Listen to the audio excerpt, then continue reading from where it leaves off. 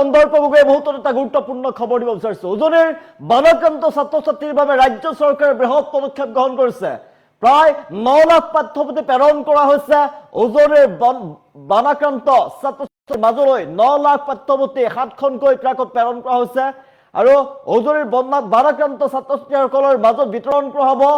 প্ৰথম শ্ৰেণীৰ পৰা দ্বাদশ শ্ৰেণীলৈকে বিনামূলীয়া পাঠ্যপুথি সকলোকে প্ৰেৰণ কৰা হ'ব আৰু বানাক্ৰান্ত এই সমস্যাৰ মাজতো দুৰ্দশাৰ মাজত যাতে শিক্ষা ব্যৱস্থা স্থবিৰ হৈ নাযায় তাৰ বাবে মহৎ উদ্দেশ্য বান্ধি লৈছে বৃহৎ পদক্ষেপ গ্ৰহণ কৰিছে ৰাজ্য চৰকাৰৰ ফালৰ পৰা। অৱশ্যে জনাই আছো বিগ ব্ৰেকিং খবৰটো জনাই আছো ৰাজ্য চৰকাৰে প্ৰেৰণ কৰিছে উজনিলৈ বৃহৎ পৰিমাণৰ কিতাপ 9 লাখ কিতাপ প্ৰেৰণ কৰা হৈছে। শিৱসাগৰ, চৰাইদেউ, যোৰহাট জিলাৰ ছাত্ৰ ছাত্ৰীক প্ৰদান কৰা হ'ব বিনামূলীয়া পাঠ্যপুথি।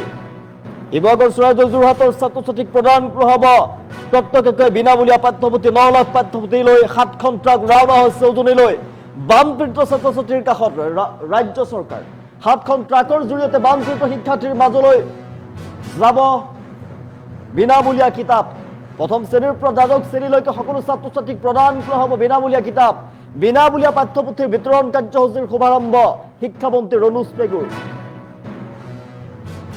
মহৎ উদ্দেশ্য বান্ধি লৈছে ৰাজ্য চৰকাৰৰ ফালৰ পৰা বানপীড়িত ছাত্ৰ ছাত্ৰীসকলে যাতে কোনো ধৰণৰ সমস্যাৰ সন্মুখীন নহয়, শিক্ষা যাতে এই সময়ত স্থবিৰ হৈ নপৰে তাৰ বাবে বিশেষ ব্যৱস্থা গ্ৰহণ কৰিছে, উল্লেখনীয় পদক্ষেপ গ্ৰহণ কৰিছে ৰাজ্য চৰকাৰৰ ফালৰ পৰা আৰু শিক্ষা বিভাগৰ ফালৰ পৰা গুৰুত্বপূৰ্ণ পদক্ষেপ গ্ৰহণ কৰা হৈছে। আজি গুৱাহাটীত শিক্ষামন্ত্ৰী ৰণোজ পেগুৱে এই কাৰ্যৰ শুভাৰম্ভ কৰিছে। বানপীড়িত অঞ্চলৰ ছাত্ৰ ছাত্ৰীৰ বাবে বিনামূলীয়া পাঠ্যপুথি বিতৰণ কৰিব আৰু তাৰ উদ্দেশ্যে 9 লাখৰো অধিক কিতাপ প্ৰেৰণ কৰা হৈছে উজনিলৈ। বানপীড়িত ছাত্ৰ ছাত্ৰীৰ কাষত ৰাজ্য চৰকাৰ বিনামূলীয়া পাঠ্যপুথি বিতৰণেৰে পুনৰ শিক্ষাৰ পথ মুকলি কৰা হ'ব। উজনিৰ অসমৰ 1.5 লাখ শিক্ষাৰ্থীৰ বাবে 9 লাখ বিনামূলীয়া পাঠ্যপুথি প্ৰেৰণ কৰা হৈছে। প্ৰায় 1.5 লাখ ছাত্ৰ ছাত্ৰীৰ বাবে 9 লাখৰো অধিক কিতাপ প্ৰেৰণ কৰা হৈছে। 7খন ট্ৰাকৰ জৰিয়তে বানপীড়িত শিক্ষাৰ্থীৰ মাজলৈ কিতাপ যাব। প্ৰথম শ্ৰেণীৰ পৰা দ্বাদশ শ্ৰেণীলৈকে সকলো ছাত্ৰ ছাত্ৰীক প্ৰদান কৰা হ'ব বিনামূলীয়া কিতাপ। বিনামূলীয়া পাঠ্যপুথিৰ বিতৰণ কাৰ্যসূচীৰ শুভাৰম্ভ কৰিছে শিক্ষামন্ত্ৰী ৰণোজ পেগুৱে। উজনিৰ বানপীড়িত ছাত্ৰ ছাত্ৰীৰ বাবে ৰাজ্য চৰকাৰৰ বৃহৎ পদক্ষেপ। শিৱসাগৰ, চৰাইদেউ, যোৰহাট জিলাৰ ছাত্ৰ ছাত্ৰীক প্ৰদান কৰা হ'ব বিনামূলীয়া পাঠ্যপুথি আৰু প্ৰথম শ্ৰেণীৰ পৰা দ্বাদশ শ্ৰেণীলৈকে সকলো ছাত্ৰ ছাত্ৰীক প্ৰদান কৰা হ'ব বিনামূলীয়া কিতাপ যাতে দুৰ্যোগৰ সময়ত উজনিৰ ছাত্ৰ ছাত্ৰীসকলে শিক্ষা ব্যৱস্থাত যাতে স্থবিৰ হৈ নপৰে, শিক্ষাৰ ক্ষেত্ৰত যাতে পিছ পৰি নাযায় তাৰ বাবে গুৰুত্বপূৰ্ণ পদক্ষেপ গ্ৰহণ কৰিছে। দ্বাদশ শ্ৰেণীলৈকে প্ৰথম শ্ৰেণীৰ পৰা দ্বাদশ শ্ৰেণীলৈকে সকলোকে বিনামূলীয়া কিতাপ যোগান ধৰা হ'ব। সেই উদ্দেশ্যে ইতিমধ্যে কেইবাখনো ট্ৰাক ৰাওনা হৈছে। প্ৰায় 7খনকৈ ট্ৰাক ৰাওনা হৈছে। 9 লাখ পাঠ্যপুথি লগত লৈ 7খনকৈ ট্ৰাক ৰাওনা হৈছে উজনিলৈ ৰাওনা হৈছে 7খনকৈ ট্ৰাক। বানপীড়িত ছাত্ৰ ছাত্ৰীৰ কাষত এইবাৰ ৰাজ্য চৰকাৰে বৃহৎ পদক্ষেপ গ্ৰহণ কৰিছে। শিক্ষামন্ত্ৰী ৰণোজ পেগুৱে বিনামূলীয়া পাঠ্যপুথি বিতৰণৰ কাৰ্যসূচীৰ শুভাৰম্ভ কৰিছে আজি গুৱাহাটীৰ পৰা। উজনিৰ বানাক্ৰান্ত লোকসকলৰ অৱস্থা একেবাৰে বেয়া। তেওঁলোকে দুৰ্দশাত দিন কটাবলগীয়া পৰিৱেশৰ সৃষ্টি হৈছে, সমস্যাৰ সন্মুখীন হৈছে, নিজৰ আপোন ঘৰখন হেৰুৱাই পেলাইছে। শিক্ষা প্ৰতিষ্ঠান এতিয়া বোকাৰে লুতুৰি পুতুৰি হৈ গৈছে, চহী খহি নাইকিয়া হৈ গৈছে, বানত বিনষ্ট হৈ পৰিছে শিক্ষা প্ৰতিষ্ঠান, মানুহৰ ঘৰ দুৱাৰ। বহু মানুহে নিজৰ আত্মীয় স্বজনক হেৰুৱাই পেলাইছে, পশুধনৰ মৃত্যু হৈছে, হাজাৰ হাজাৰ পশুধনৰ মৃত্যু। নিজৰ আপোন ঘৰখন হেৰুৱাই পেলাইছে, সা সম্পত্তিৰ নষ্ট হৈ পৰিছে। উজনিত হাহাকাৰ অৱস্থাই বিৰাজ কৰিছে আৰু এই সময়তেই যিমান পাৰে চৰকাৰৰ ফালৰ পৰা সহায় কৰাৰ বাবে চেষ্টা চলাইছে যাতে এই সময়ত বানপীড়িত অঞ্চলৰ জনতাৰ ছাত্ৰ ছাত্ৰীসকলে যাতে কোনো ধৰণৰ সমস্যাৰ সন্মুখীন নহয় তাৰ বাবে যিমান পাৰে সকলোবিলাক ব্যৱস্থা কৰিছে ৰাজ্য চৰকাৰৰ ফালৰ পৰা।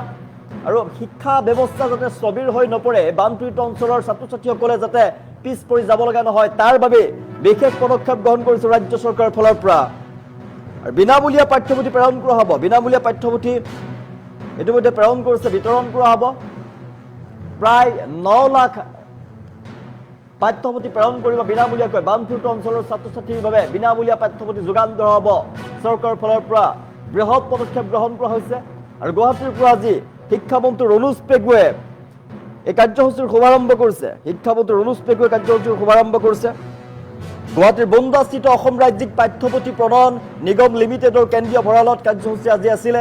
ৰাজ্য চৰকাৰৰ তৰফৰ পৰা বানপীড়িত ছাত্ৰ ছাত্ৰীৰ বাবে বিনামূলীয়া পাঠ্যপুথি বিতৰণ আৰু শিক্ষামন্ত্ৰী ৰণোজ পেগুৱে বিনামূলীয়া পাঠ্যপুথি বিতৰণ অনুষ্ঠানৰ শুভাৰম্ভণি কৰিছে উজনিৰ বানপীড়িত শিৱসাগৰ চৰাইদেউ যোৰহাট এই তিনিখন জিলাৰ বাবে পাঠ্যপুথি বিতৰণ কৰিব উজনি অসমৰ তিনিখন জিলালৈ সৰ্বমুঠ 9 লাখ কিতাপ প্ৰায় 1.5 লাখ ছাত্ৰ ছাত্ৰীৰ বাবে 7খন ট্ৰাকৰ জৰিয়তে পঠোৱা হৈছে আৰু তেওঁলোকৰ মহৎ উদ্দেশ্য চৰকাৰৰ মহৎ উদ্দেশ্য যাতে বানপীড়িত জনতাৰ ছাত্ৰ ছাত্ৰীসকলে বানপীড়িত অঞ্চলৰ ছাত্ৰ ছাত্ৰীসকলে শিক্ষাৰ্থীসকলে যাতে দুৰ্যোগৰ সময়ত শিক্ষাৰ ক্ষেত্ৰত পিছ পৰি ল'ব লগা নহয় তাৰ বাবে বৃহৎ পদক্ষেপ গ্ৰহণ কৰিছে চৰকাৰৰ ফালৰ পৰা শিৱসাগৰ চৰাইদেউ যোৰহাটৰ প্ৰত্যেকগৰাকী ছাত্ৰ ছাত্ৰীক প্ৰদান কৰা হ'ব বিনামূলীয়াকৈ পাঠ্যপুথি প্ৰথম শ্ৰেণীৰ পৰা দ্বাদশ শ্ৰেণীলৈকে সকলোবিলাক বিনামূলীয়া হ'ব সকলো ছাত্ৰ ছাত্ৰীকে বিনামূলীয়া পাঠ্যপুথি যোগান ধৰা হ'ব কিয়নো বানত সকলোবিলাক নষ্ট হৈ গৈছে কিতাপ পত্ৰ নষ্ট হৈ গৈছে মানুহৰ ঘৰ দুৱাৰ সা সম্পত্তি নষ্ট হৈছে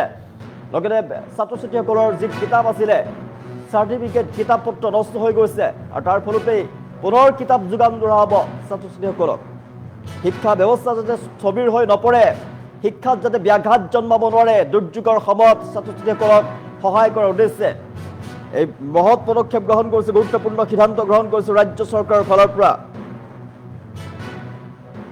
আজি গুৱাহাটীৰ পৰা এই কাৰ্যসূচীৰ শুভাৰম্ভ কৰিছে শিক্ষামন্ত্ৰী ৰণোজ পেগুৱে প্ৰায় 9 লাখ বিনামূলীয়া পাঠ্যপুথি প্ৰেৰণ কৰিছে উজনিলৈ উজনি অসমৰ 1.5 লাখ শিক্ষাৰ্থীক বিতৰণ কৰা হ'ব বিনামূলীয়া কিতাপ চৰকাৰৰ ফালৰ পৰা বিনামূলীয়াকৈ কিতাপ প্ৰেৰণ কৰা হ'ব বানপীড়িত ছাত্ৰ ছাত্ৰীৰ কাষত ৰাজ্য চৰকাৰ বিনামূলীয়া পাঠ্যপুথি বিতৰণেৰে পুনৰ শিক্ষাৰ পথ মুকলি কৰিছে উজনি অসমৰ 1.5 লাখ শিক্ষাৰ্থীৰ বাবে 9 লাখ বিনামূলীয়া পাঠ্যপুথি প্ৰেৰণ কৰা হৈছে জনাইছো উজনি অসমৰ আজিকেইখন জিলাত বান বিধ্বস্ত হৈ পৰিছে বানপীড়িত অঞ্চলত ছাত্ৰ ছাত্ৰীসকলৰ সকলো সামগ্ৰীৰ লগতে মানুহৰ সকলো সামগ্ৰীৰ সম্পত্তি নষ্ট হোৱাৰ লগতে ছাত্ৰ ছাত্ৰীৰ কিতাপো নষ্ট হৈ পৰিছে আৰু এই সময়ছোৱাত শিক্ষা প্ৰতিষ্ঠানৰ একেবাৰে অৱস্থা শোচনীয় শিক্ষা প্ৰতিষ্ঠান বানৰ বুকুত যা গৈছে আৰু এই সময়তে কেনে